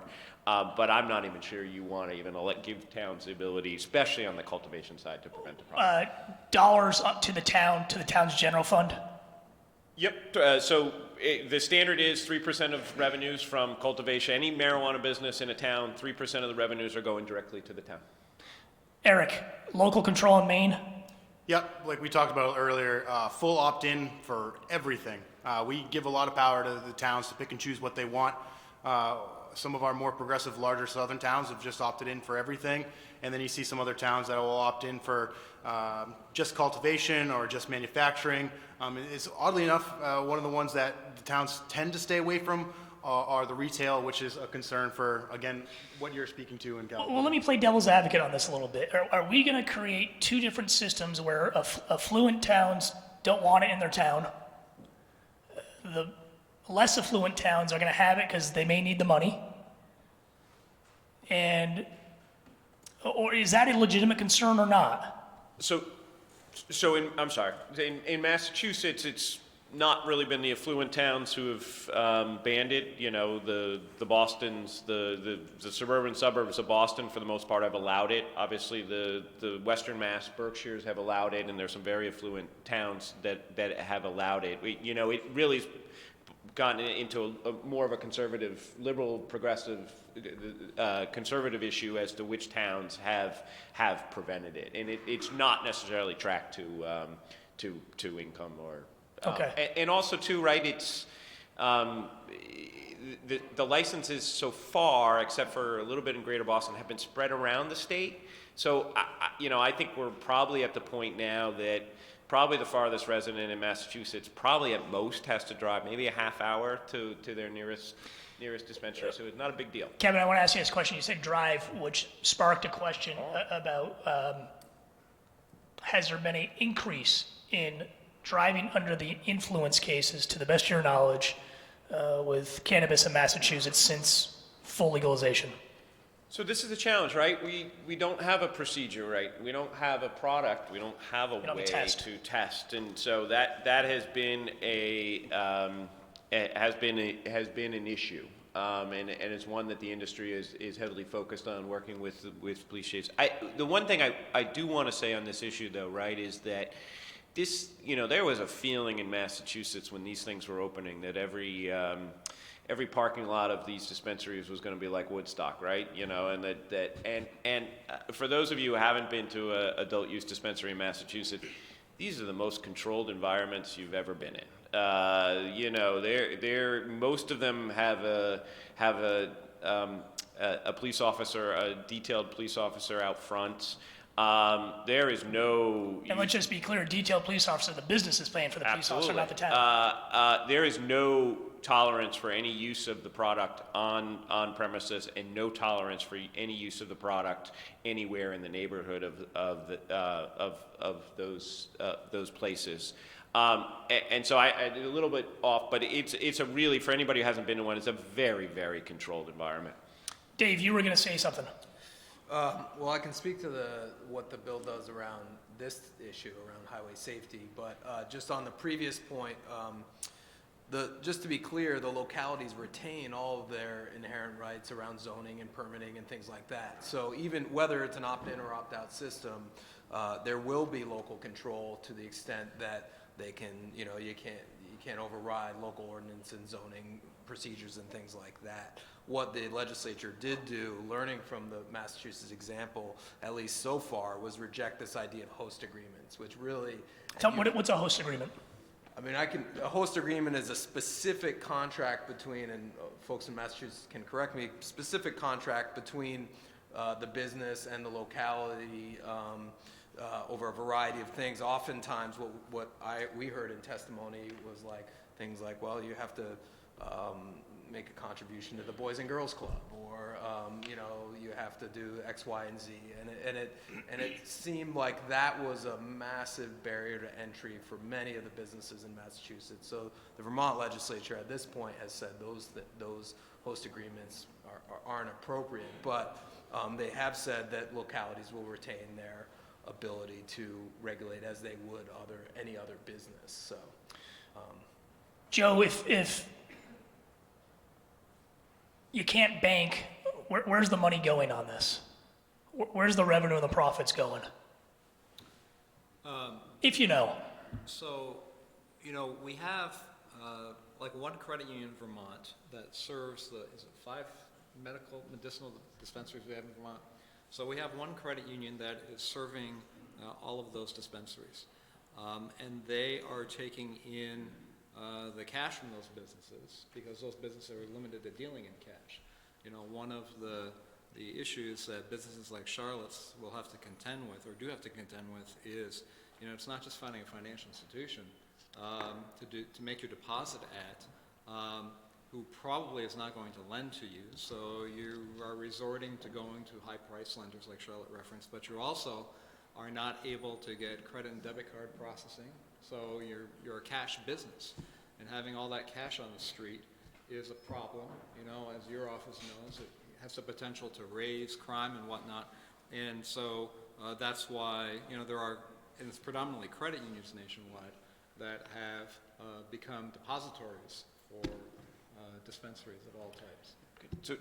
So, and I don't know the distinction between Vermont law and Massachusetts law on this point, but in Massachusetts, you can use a debit card. And so you cannot use a credit card to make a purchase, but you can use a debit card to make a purchase. So I think most of our clients say that about 50% of the transactions now are in debit cards, and 50% of the transactions are in are cash. Now, I will say that the security around the cash is another cost driver for these businesses. I will say, though, that this, again, is one of the most tightly controlled things that these institutions do. And they are generally taking that cash out on a road. They generally are hiring security firms to help them with that cash, who set up security procedures to get that cash out. That was one of the lessons that was learned from Colorado. That's right. Where there were a That's couple right. of robberies. And that has not been an issue in Massachusetts. This cash gets out in a very safe way, and in a way that is in a secure environment. So it's not been an issue. Reminds me, 2013, I, along with I think about 10 other Vermonters, Dave Mickenberg being one of them, and the Commissioner of Public Safety and others, went out to Denver to study their market. And we were at a grow facility, and pretty amazing. And I said to the guy, I said, "How do you bank?" He looked at me, he said, "Brinks." I said, "What?" I said, "Brinks." I said, "Brinks truck comes to the front door." So I don't think any of us would agree that that's a good system. Joe? Two things real quick. One, you remind me that in Colorado, you know, it's credit unions that are the largest number of depositories in Colorado for credit unions. And they tell me that there are, you know, entrepreneurs who have set up armored car services specifically for this business. They're not using Brinks or some, you know, well-known organization like that. They're, you know, private entrepreneurs who went out and bought an armored truck, and they do nothing but go to dispensaries and bring money to credit unions. And the second point is, when I reference that dispensaries, you know, have difficulties being able to accept plastic cards, it's not in Vermont anyway because of the Vermont law. It's because Visa and MasterCard Right. are opposed. You know, they have the same issue that financial institutions do because of the federal illegality of it. Laura, I want to ask this question. In Vermont, we talk about social equity on this issue. Tell us what that means, and then how is it being implemented? So when we have these conversations, I think it's always absolutely essential to bring to the forefront of the conversation the devastating history of cannabis prohibition and all the people that have been harmed in its wake. And it's primarily people of color have been hurt way more by prohibition than white people. And this is true in Vermont, it's true across the country, and it's just an egregious part of our history that when we talk about what these systems should look like, part of what they need to look like is righting that wrong. So when we talk about social equity, we're talking about bringing people who have been disproportionately harmed by cannabis prohibition into emerging cannabis businesses. One of the very first ways you do that is by expunging criminal records for cannabis possession, by reducing penalties for other low-level possession crimes, and not making prior cannabis possession convictions a barrier to access to these emergent industries. That's part of it. And there are also huge economic justice issues involved that were part of the cannabis prohibition. So we had decrim in Vermont, it was in 2013, and yet we were still issuing thousands of violations for cannabis, for having possession of small amounts of cannabis, which carried about a $250 fine, which is a slap on the wrist to someone who has money. It's a week of wages for someone who's making minimum wage. So we have to recognize how our policies have hurt people who have less, and bring those people into these emerging businesses by having prioritization for minority-owned businesses, women-owned businesses, businesses in communities that have been disproportionately harmed by cannabis prohibition. Charlotte, what keeps you up at night? It's funny. I mean, Kevin knows one of the things that was actually really hard for me was that I actually do care a lot about that. You mentioned the farms that I did in San Francisco. Before I went to the dark side, if you will, in capital markets, I worked in social justice issues for a really long time, and criminal justice reform was, I've never really understood why, it's a plant that grows, for a reason on our planet, and why did we put people in jail over it? It bothers me, and why have certain communities been really, really hurt by the criminalization of this plant?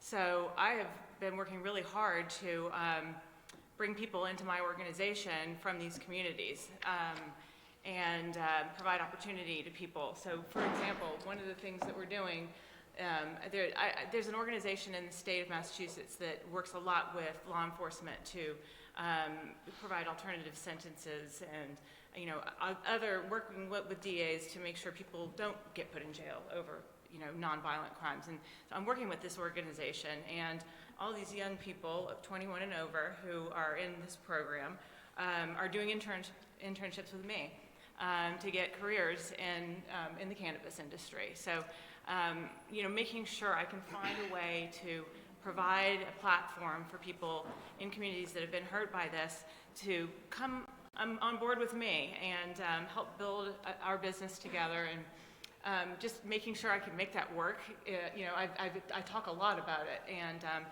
it keeps me up at night, just actually getting traction on this and proving, a lot of people don't believe me when I say that. They say, oh, you worked at Goldman Sachs. I automatically don't believe that you actually want to do something good. And so I'm always overcoming that. And so, and I'm just proving to the world, even Kevin didn't believe, he thought it was going to be hard, what I proposed to the commission.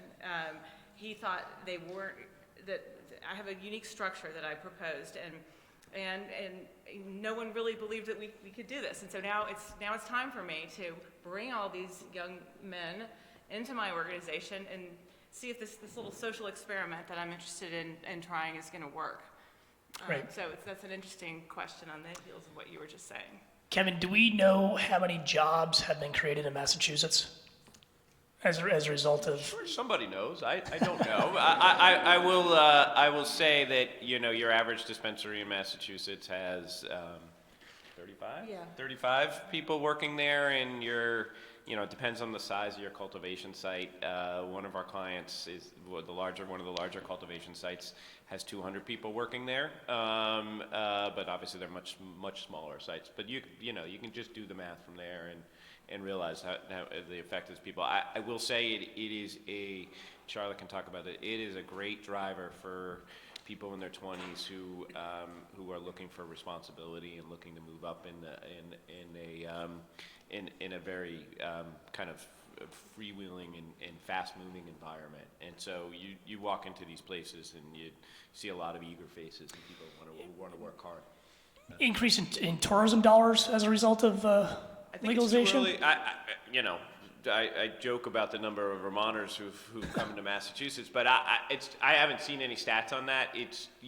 I'll tell you though, you can go to any of the ones that are near the borders, any state borders, and half the license plates at least are from out of state. So yeah, it's a big driver. Eric, what keeps you up at night on this? I feel like it would be easier to go through what doesn't keep me up at night in the middle of implementation right now. We talked about the corporate structures and the residency piece. It's very complicated. Rolling out a successful mandatory testing regime it's such a vital part to the program and so important that it's done and done right to avoid some of the pitfalls that other states have seen. We haven't even talked about track and trace yet. Giant IT projects that can really cause a lot of trouble on the industry side and state side is a huge, and specific to Maine, I mean, those are the three big things that are really tough to work and manage, at least with the implementation piece. In Maine, much like Vermont, if you were to pass legalization, is aligning your two programs. Not enough people actually talk about that. So Maine has had a medical program for about 10 years now. And for whatever reason, over the last 10 years, it hasn't been given the resources or the attention it's needed, and it's turned into this very libertarian model way of doing things. And then in 2016, the voters of Maine come along and asked for adult use, tax and regulate, right? So the two different programs are like oil and water, yet in Maine you have the Office of Marijuana Policy, which is the oversight agency for both programs. That presents a bunch of different challenges on a number of different levels, most specifically like the operations of the office itself. So one of the biggest things that keeps me up at night is trying to figure out a way, and I steal this term from the executive director of Massachusetts, the lift and shift, how to lift and shift the medical program to align with the adult use program while serving its purpose. There is a significant difference between patients and consumers, so doing it right both for the patients, the program participants, and the state, it is a very difficult task. Okay. So we get about a half hour left, and I want to open it up to the audience for some questions, but I want to reserve some time at the end for the panelists to give final thoughts and recommendations. And I have another question too I want to ask, but I'm cognizant of the time. So if you do have a question, since I think this is on public access, just please go to the microphone so we can pick it up. Great. Go ahead. How are you? Fine, thanks. Good. My name is Catherine Antley. I'm a physician and I'm a member of the Vermont Medical Society. And I think that our concern is that commercialization is going to increase use. We know that 80% of product is consumed by just 20% of users, and therefore anyone who's interested in making money on this endeavor is going to be interested in creating addiction. And we're seeing in Colorado and all the other commercialized states that indeed they are focusing on addiction, and they're doing that by creating a more concentrated product, a more addictive product, and in making, advertising to children, THC gummies and that kind of thing. And in fact, in Washington State, where they tried to regulate that, to rule it out, the lobbyists, I don't know how they did it, but they reversed the rule. They passed the rule and then reversed the rule. I find that, and I think many in the American Academy of Pediatrics and others find that very concerning. And so I think that it's important. I guess my question is around, will you do another panel where we have, physicians and social workers so we can, explore this other position that many Vermonters hold? Thank you. I'm always up for public panels. I had this conversation with Judge Joseph. I mean, for me, we're past go on this. I mean, we have legalized possession, and we have now created a legal limbo in Vermont where I think kids are more at risk because you don't have regulation, where you don't have transparency, and when you don't have legitimacy to these markets. So okay, that's what I said, Judge. Thank you. So let me, so I'm always happy to do that, but let me have Eric respond. Yeah, and I mean, there's a lot to unpack there, and I think a good approach for Vermont and what's made us very successful, again, I don't know if we talked about stakeholder engagement, but the close relationship we have with public health officials in helping draft our regulations, how to operate our program is such an important piece to that. I mean, right in our mission statement as the office is to protect the health and safety of all Mainers and really help building a culture, at least from the regulator side, to ingrain that into your staff, to ingrain that into the culture that's going to regulate the industry, that's what should be guiding the decision making in your program will help to that end. And also, I mean, I would just go to the policy position. I mean, there are policy positions you can take to help protect against a lot of the things that you're saying. And then also I always refer back to, if it's in a regulated market with mandatory testing, you would think that it would be a little bit safer than the untested product that's currently out there. Sir. Thank you, sir. Bishop Jethro James, Newark, New Jersey.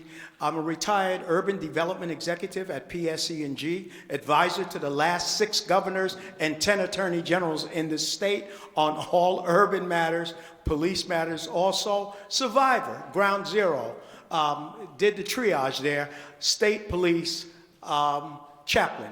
I've led the fight and worked our current governor and Governor Corzine, former Governor Corzine, you probably know from Goldman Sachs. Well, I've been advisor to both of them. And I've led the fight against what you're doing here. Number one, we have a problem in New Jersey. We lead the nation in low birth rate babies. Nobody's talking about the THC that stays in the mother's breast milk. No one is talking about the psychosis that goes on with the children. When we just recently defeated the bill, one of the things happened. Bergen County is one of the richest counties in our state. If you watch the Housewives of New Jersey, they all live in Bergen County. Well, the edibles somehow got loose in the Bergen County schools, Attorney General, and all the kids wound up in the hospital. Many of them didn't look like us, and so they froze the bill. They couldn't get it through, and of course, the bill is now dead. We ask that if you're going to do this, and we know the problems that it brings in young folks' minds, would you set aside 20, 30% for the trouble that it's going to come for these children that are born addicted? You guys aren't even talking about that. You talk about you want to do it the Vermont way. Well, let's talk. Vermont, I believe, they had the Minutemen. They led the fight against tyranny from the British. What you guys are doing, you're going to terrorize your own community. The reality is, why do you need, you already have legalized, the people have the right, why do you need this business? No state has been able to regulate it. No state, and you're brand new at it, you two are brand new at it, has been able to keep out the black market. No state. What makes you think that you're going to be different? Thank you for the question. Dave. Just to that point, the bill in the House does dedicate 30% of the tax revenue to the substance abuse prevention fund. So. Okay. Yeah. I would, just on the last 2 comments, just to make something clear, you're not allowed to sell a product in Massachusetts, a cannabis product that is appealing to children. There are specific consumer protection. I'm going to finish my point. Let's be civil. Let's be civil. There's a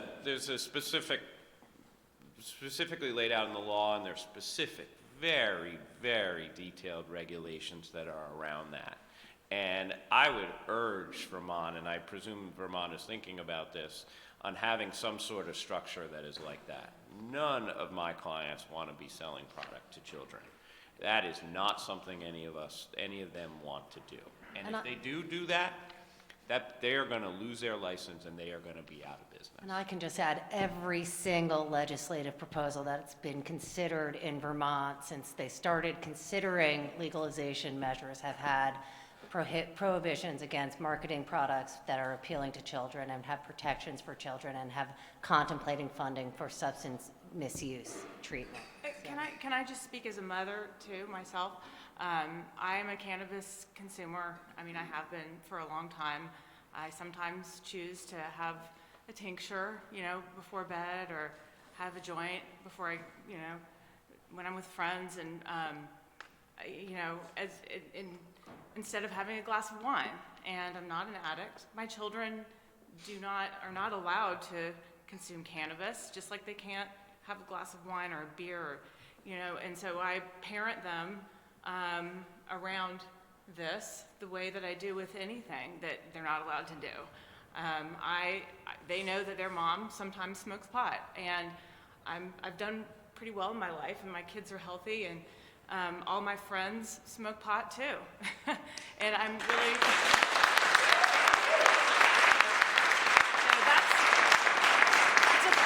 it's a plant, and I actually use it as an alternative. Sometimes I get anxiety, and I would much rather take a cannabis tincture with CBN in it, which actually has some very therapeutic properties to it, than these pharmaceutical drugs that are sold legally by doctors. So, that's just my personal point of view on that. and I'm into the whole plant that grows out here. It's here for a reason. It has certain properties that I think can be beneficial to people and for lots of different reasons. And you know, I really, I'm in this business to help change the culture and the point of view around that, and that's really important to me. Okay, thank you. Sir? Hi, I'm Dr. Bob Melamede. I was a former research professor at UVM here, and I was former chairman of the biology department at the University of Colorado at Colorado Springs. For 10 years, I taught the world's only course on endocannabinoids and medical marijuana. I'm 72 years old. I've been using cannabis daily for 56 years. It's the only thing that allowed me to learn how to learn. I would not have a degree without cannabis. And the pathetic truth is that cannabis is not a drug. It's a necessary nutrient for optimizing human health. It's an anti-aging drug. It inhibits the free radicals that are responsible for aging. We cure cancer sometimes in 3 weeks with the use of cannabis. This is all ridiculous. Cannabis is nothing more than an essential nutrient for optimizing human health. When you don't have it, you age quicker. This is just nonsense, lack of knowledge of what is going on in the scientific community, the scientific world. I have a webpage, Cannasapiens. If you go there, you can see tons of literature. I gave a lecture recently at Harvard showing the effect of cannabis killing cancer. What we are doing is killing our people. Thank you. Ma'am?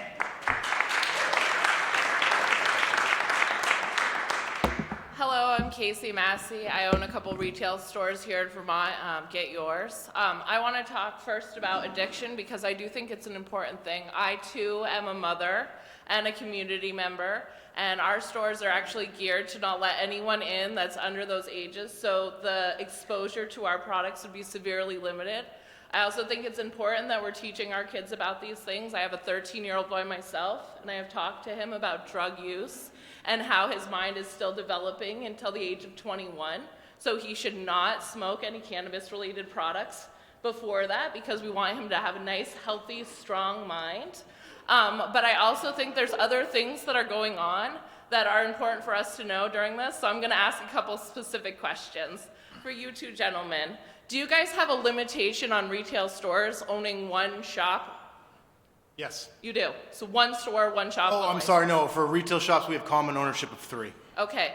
Do you think that that's a benefit, having stores own multiple stores? Maybe they pay their taxes better or more organized than people that might just have one shop? Yeah, I don't know. I don't have a good answer for that. As the regulator, yeah, I don't. All right. And then you, sir, on the end. Can you tell me how that 18% is actually going to come to be? Are the farmers going to pay it on a wholesale price? Are we going to do a sales tax? Do we have any clue how that's going to work? It's not technically a sales tax because that has a legal definition that's separate and apart. That money would be 6% that goes to the ed fund, Okay. but it's an 18% excise tax. I'm sorry, it's a 16% excise tax at the point of sale. So if you were buying something for $100, it'd be adding 16% on that. And then if there was a locality participating, there'd be another 2% on that. Okay, so the and that would retailers go are to going to and cover at that. the retail store, yeah, at the point of Beautiful. sale. Yeah. So I know we want to be able to allow a lot of people into this market, but I think when we're doing this, it's very important not to put barriers in place in order to limit the people that do know how to run a business and pay that very important tax. So just please keep that in mind when you are helping. As far as you, Mr. In the middle, the banker. Not a banker, just a credit union guy. Credit union guy. So my big problem here is, say I have a retail store and I'm renting it, right? And the guy has a mortgage on it. Is there any way he could get in trouble with his mortgage company by renting to me? The landlord? The landlord. We're renting from, and he has a mortgage with some financial institution. Yeah. It's possible, you know, I won't say get in trouble, but it's a matter of whether he'll get his mortgage. Okay. Because they're going to look at, if they're doing their due diligence, they're going to have to look at, you're a landlord, what kind of tenants are you renting to? Perfect. But, you know, they may or may not ask that. It varies by institution. Great. Thank you so much. Thank you. Ma'am? Good evening. Thank you for taking our questions and for considering all thoughts. My name's Judith Margulies. I have a healthcare background, and I do live in Massachusetts. And I wanted to ask a question specifically about Curaleaf of Massachusetts, and it's a kind of a math question, but Curaleaf of Wakefield, Mass. is currently described as the largest Vermont medical marijuana license holder in Vermont. That's on their website. A Russian money-funded national cannabis company is Curaleaf. They're self-described as now the world's largest cannabis company in the world. That was as of June of 2019. These are all things that have been reported in the press, not necessarily local press, not the Boston Globe, I can tell you, but in places like the New York Times and the Oregonian and places like that. So they are currently, as of June, they were controlling the markets in 19 states in the United States. They believe that they're now controlling in 23. So my question is, how will the Vermont residents compete with this company? Because they have described their indoor grow facilities as 250,000 square feet. Doing the math times 200, 50 million? 250, if it's 200 per square feet, right? 250,000 square foot indoor facilities by Curaleaf of Wakefield, Massachusetts. Sure, I'd like to sure. I would know. be happy I'd to like address to that. know how the Vermont resident is going to work with this company that has expressed intention by their two primary. They're Russian billionaires. They're billionaires, Russian money. All right, So I had that question. Sure. How When will When you talk Vermont about a compete? 250,000 square foot facility, what Curaleaf is saying is that they don't have one 250,000 square foot facility. They've added up all their, no, they do not. No. They've added up all their facilities across the country. And so the way they're not, and you can't ship in, Curaleaf can't ship their product across state lines, right? And so they have to grow the product here in Vermont in their own cultivation facility. I don't know the size of that facility, but I presume it's been approved by the regulators here. It's not anywhere near the size of 250,000 square feet. That's a huge facility. There's no facility that size in the country right now. So you're taking their national average and you're using it locally. So and then the second thing I'll say is, this is why you have strong regulations in your state, and this is why you think about having license, as the woman before you talk about having a specific license restriction on the number of licenses you can own. And that's what Massachusetts did. So in Massachusetts, as you know, Curaleaf only owns 3 retail licenses, and that's a way that a lot of states have decided, including Maine, have to limit the influence of larger businesses. And in a lot of states, it really has worked. And I think Curaleaf is pretty happy here, but I don't know that. So I think, actually, just to add, you did describe this when you were commenting about licenses and the way the business is actually organized. So what they're describing, including on some local somebody in Vermont has a podcast on this currently, that all they do is take over management through contracts. They don't actually own the license. And they may not own at this point 51%, but I'm not going to argue with you. I just want you to wanted to ask that question, because $50 million for, as they said, 250,000 square feet. They said that. There's a video online. Thank you. Ma'am. Hi, I'm Martha Hafner. I'm from Randolph, Vermont. I'm here, I have 2 points, really. I'm a teacher by background, and I always put on my applications, the brains of our youth are the most precious natural resource that we have. And now I'd add to protect. Massachusetts was encouraging Vermont with the Senate. I was in on the hearing with Dick Sears, where they were saying, keep it at the 500 feet away from your schools. We did increase it to 1,000 feet, but I ask, why not a mile like it is for the sex offenders? Why not keep it so that it's really away from our schools and being a much more attractive across the street, slip out during your break kind of scenario, and try to put a barrier in place to try and protect our youth? Okay. That's one question point. Let me comment on the second. At a recent GOP gathering in Washington, Mitzi Johnson was invited to speak. She's the House Speaker. She's a Democrat, and GOP were inviting her. And it was a question of, they were asking, what question would you like us to discuss? And I said, SAMHSA put out a figure that was in 2014, and it was quoted in the Vermont Department of Health website, that said, here's this lovely map, and Vermont ends up being bright red because we have more illegal drug use than the average number of states. And they said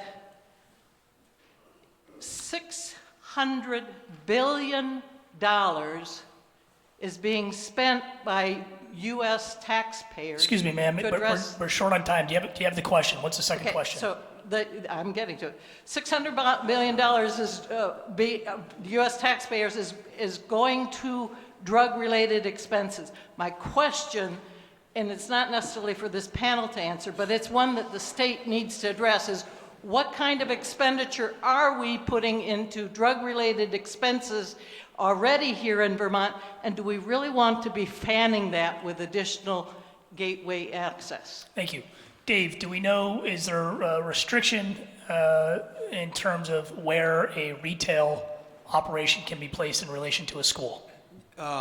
That's something that the legislature is still considering. I do want to say that what they have done, certainly in the House version of the bill and even in the Senate version bill, there's very, very strict requirements related to advertising, related to what needs to be on the packaging, related to breastfeeding mothers, relating to driving. I mean, they have essentially, within the parameters of the law, made advertising virtually impossible. Great, thank you. Thank you, ma'am. Sir. Hello, my name's Robert. I'm 31, so I was a young person before dispensaries were really a thing, and there wasn't a legal way for adults to purchase cannabis. And just want to offer another perspective to some of the people here. It was way easier to get cannabis than alcohol when I was younger. Cannabis was not regulated, was not purchasable in stores, and I could get it when I was 13, 14, 15. Couldn't find a way to get alcohol until I was 18, 19, 20. You know what I mean? So when it comes to protecting the youth, putting it in the hands of who knows who doesn't seem to work. I mean, prohibition has failed over and over anyways. We've already seen that. There's no real example we can give to show that by keeping it out of regulated areas is not going to keep it out of the hands of kids. So I think it's important for the people who are here trying to protect children to consider that we need oversight. The only way to provide oversight is going to be through regulation. Look at the lung vaping thing. That had to do with vitamin E acetate. So that came from unregulated products that had no oversight. Fentanyl, same thing. You just look at all of these different things. Never works. Thank you, sir. Sir. I just want to thank everyone for this event, the Attorney General, the esteemed panel. I think this is a fantastic event.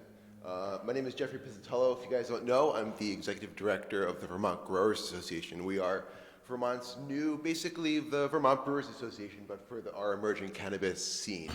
So we represent small businesses, family farmers of such. And just for a moment, listening to the sentiments here, we've already heard some concerns about retail access, barriers to entry. We even heard some far-fetched claims about Russians owning some of the dispensaries in our state, okay? So there's concerns out there in the state. And so one of the things that I want to bring to awareness, at least, is we recently closed our policy survey. It's an annual survey that we send out. And one of the things that, just to be nuanced for a moment, is that's important to family farmers is canopy size. And right now, Vermont in S54 has about 500 square feet as its initial offering. And what we've heard through our survey, which is aligned with other states, is more or less a 2,000 plus square foot canopy size, at least for initial entry. That speaks to sustainability for these families and these small businesses that are running these entities. It's just accepting that reality. 500 square feet is not realistic by any measure. We have friends in New Jersey who are passing rec soon. Do you have a question? I do. So, you know, with all of this in mind and the general consensus of what we're hearing, you know, and you know, we respect the sentiment that the discussion is closed, if you will, moving forward for our next legislative session. How can you guys ensure that maybe, you know, you can bring some of us into the fold? These family businesses that are out here clearly with ideas that aren't possibly represented in S54. There's probably better ways to do that. How can Vermont ensure that we're listening to those voices? Laura, you want to take that? How can we be more inclusive? Sure. I think one of the exciting opportunities of the current proposal is that it is broad and it does create this commission where a lot of things will happen and a lot of the details will be decided further on down the road, which means that first of all, there's going to be a formal rulemaking process where public commentary is going to be required, and then there's a lot of time for advocacy with the Cannabis Control Commission. So there's still time for voices to be heard. There needs to be a lot of advocacy about who's going to ultimately be on that commission and how these decisions are going to be made. So if we can move forward with S54, it gives us the vehicle to keep these conversations going instead of keeping the small businesses in limbo indefinitely. So I think your points are, I think it's very critically important, and I think those are the ways that it can still happen. Okay. I'm sorry, I'm cognizant of time. We got 3 questions left. Eli, you're gonna have the last question. If you have a question, let's ask the question. Definitely. Hello, everybody. Thank you for being here. I actually might have a slight response towards that. Remember that we got this all started because of the patients. We have to keep in mind, we are providing medicine for people. So for that reason, maybe one of the best things to do is actually stack caregivers on top of each other. When you take a look at Vermont law, there's not too much stuff actually allowing patients to basically have one select grower and have a pool of people under one grower. If a patient likes the way somebody grows, then they actually have a choice. They have opportunity to choose who they want to grow for them. If you're growing in a greenhouse, somebody might want your product more than somebody who might be growing inside of an indoor facility. And so for that reason, I guess my main question was also to get to the people who are against legalizing cannabis. Remember, we are getting solid testing done. For that reason, we actually understand what pesticides are being added. Like, there's so much tests that are actually coming out. Question. To get to the question, when will we actually be able to stack some of these caregivers on top of each other so that way we can actually get back to the medicinal patients who started everything? Okay, who wants to answer that? If we have a quick answer. The quick answer is there is directives to consider co-ops and entities like what you're talking about. This is mostly around the adult use bill. There is also action on the medical side of things. There's a bill that's alive, S117, that's sort of dealing with some of the medical issues separately. But I think that it's good points, and there's still room for a lot of discussion about that as far as the medical side goes. Thank you. Perfect, thank you. Ed, Thank you, TJ. thank you for being here. I'll be quick. I respect all of you. I admire TJ tremendously. I'd just like to say that tobacco, nicotine, and alcohol are regulated, and they're 2 of the 3 leading causes of preventable death on Earth. Opioids. We saw in the 90s and the early 2000s a proliferation of opioids on our streets. 72,000 people died of opioid overdose in 2017. Opioids are strictly regulated. In fact, you can't get them without a doctor's prescription.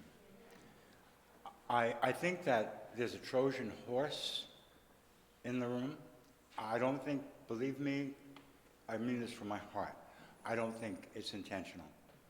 I think that people are undereducated when it comes to the psychoactive, addictive potential of tetrahydrocannabinol. And that's what we're talking about. Marijuana is a delivery system for a dangerous drug, period. My question is this. We know what the use is like today in Vermont. We have statistics from treatment, from youth service, youth studies. Yep. My question to you is this. Once commercialization goes into effect, if 5 years from now we see a significant jump and all negative statistics related to youth and adult cannabis use, what will you do about that? Good question. Who wants to take that?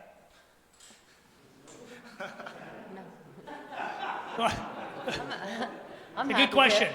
I'm happy to. I still think it's the right thing to do. I think that it is, we need to deal with public health issues as All right, public let's be health issues. respectful. We need to deal with public safety issues as public safety issues and find the right remedies. By criminalizing a substance is not the right approach to deal with public health issues, and they should be dealt with in the public health context. Okay.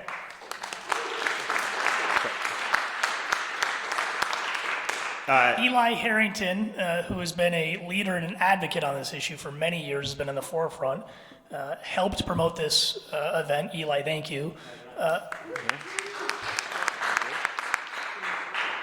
And you have the last word. All right. Well, Or question. Yeah, question, very quickly. Thank you guys for doing this.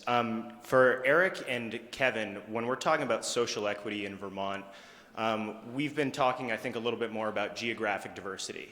You know, considering what you guys have learned about how people travel, you know, and what this can do for certain communities who embrace it, do you think that we in Vermont, how should we think about where these businesses open and maybe prioritizing rural areas, or if it should be left totally up to the market, and kind of how we should rep geographic diversity or consider that in Vermont? Great question. I'll just jump in real quick before Kevin. Right now, Maine doesn't have a social equity program. I think that's just stems from the fact that the legislature was trying to get the Marijuana Legalization Act passed, and we quickly put together regs. That's definitely in phase 2. But I think there's a bunch of different social equity models across the country that Vermont can look to.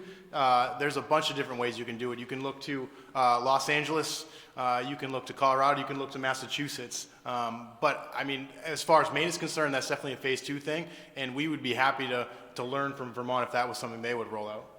On geographic diversity, I think you get into real trouble if you start trying to place these businesses in places and don't, but as a state. And I think you got to allow your market to handle issues like that. And in Massachusetts, our market has handled those issues. We've opened some in urban areas, we've opened some in rural areas, but to sort of start dictating where they go, I worry about that.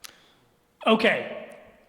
10 seconds each. Final thoughts, recommendations, lessons learned. Starting with you, Dave. 10 seconds each. 10 seconds. I think what we're going to see this next session is Vermont looking at how to do this the Vermont way, which will include things like not just social equity, but environmental equity. I mean, there's a big part of our legislation that's looking at environmental justice issues and how the environment is going to be impacted by these things. So that's something to look forward to. Great, thank you. Laura. This is a racial justice issue, it's an economic justice issue, it's a social justice issue, it's the right thing to do, it's a civil rights our civil rights demand it. It's long overdue. We've studied and studied and studied. We have a good proposal. We got to move forward, and we got to get this done now. Thank you, Laura. Joe. Regardless of where you stand on legalization or not, if there are to be businesses on the street in a state in which it's legal, that's going to mean, under current standards, a lot of cash floating out there. And from a safety standpoint for consumers everywhere, we need a federal resolve to empower financial institutions to provide services to those businesses. Thank you, Joe. Charlotte. This is related to social equity. If I could give one proposal for legislation, it would be to really try to earmark tax dollars to put money back and liquidity back into communities that have been harmed by criminalization of the plant. Because if there was one area that could be earmarked, and those are census tracts that can be easily identified, so put real money into providing capital to those communities. Thank you. Kevin. This is a highly regulated industry that is not going to change your state too much. It's not going to lead to the end of the world. Arlington's still going to be beautiful, and you know, it's not going to change things that much, and you're going to have more revenue. Eric. And I'll just wrap up with 2 things. You can tell there's a lot of good people with valid concerns on both ends of the spectrum here, so it's so important, if you do legalize it, to have, again, that in-depth stakeholder communications. listen to all angles, all views, and try to get it right. And then two, we didn't really talk about it a lot, but I think it would help with a lot of the concerns around youth use and whatnot, is the importance of thorough data collection. Thank you. Okay, I saw them come in late, and I just want to acknowledge Representative Bob Hooper from the North End in Burlington is here. Representative Hooper, thank you for being here. Representative Jessica Brumstead from Shelburne is here as well. And we mentioned Representative Maida Townsend. I saw Representative Brian Chena from Burlington. If you can believe it, we are right on schedule. This is a conversation that provokes strong reactions from many folks, but it's a conversation that is long overdue given the legal status of where we are in Vermont. My position is that we need to act and create a regulated market. That's the responsible thing to do, and it should happen this legislative session, but this conversation will continue. But please join me in thanking the panelists for a robust conversation. Thanks for coming out.